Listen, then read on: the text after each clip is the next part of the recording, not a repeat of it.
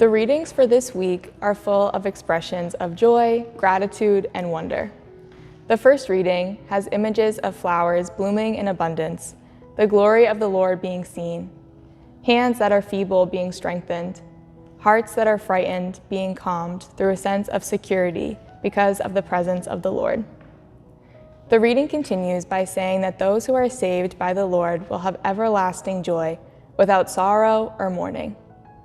Again, in the responsorial psalm is the theme of God as a rescuer and savior who brings joy, peace, justice, and sustainability to people.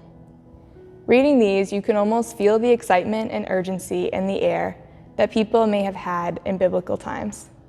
The Lord will come and save us, and there are so many things to be joyful about. Here we are, ready to accept this and see all of these joyful things come into fruition. In our lives today, it is easy to look ahead to things that we think will bring us joy, laughter, some rest and relief from the day-to-day motions, rather than being fully present in the spaces in which we are. I wonder how, with this anticipation and looking forward to things to come, do we have the potential to fall into a trap of wanting to skip ahead to the parts of our lives that will be full of this joy from the Lord?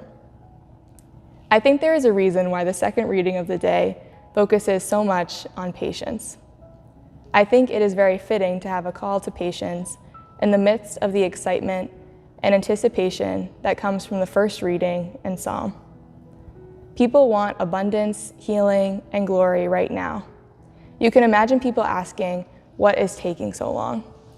This restlessness we may feel in our everyday life takes away from the fullness of the joy that we can receive from God.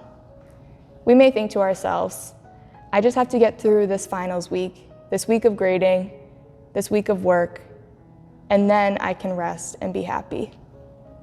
Christ invites us into a different kind of joy with outstretched hands. Anticipation and joy without patience can lead to being closed-minded in our expectations of what God can do in our lives. The joy and grace that we are preparing for consists of all of the things discussed in the readings, but there is also so much more that we don't know. Without patience, we can let our joy become cold and bitter, leading to disappointments in what God isn't doing in our daily lives. A joy coexisting with patience can lead to a greater openness to the ways that God can enter our hearts this Advent season. There's something special about Advent and what the themes of Advent invite us to. Throughout this upcoming week of Advent, I invite you to be patient with yourself, the people in your life, and with God. Be open to the ways in which God is working in your own lives without expectation, time constraints, or our own limited understanding of what Christmas joy can bring.